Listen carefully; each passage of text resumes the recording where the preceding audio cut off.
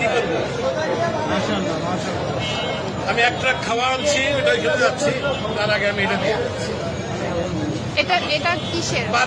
এটা আমার মা জমাইতো, মারা গেছে 4 বছর আগে, সে মারা গেছে। আমি জানি না এটার মধ্যে কি আছে, আছে অনেক কিছুই আছে, কি আছে আমি জানি, এটা আমি দিয়ে গেলাম।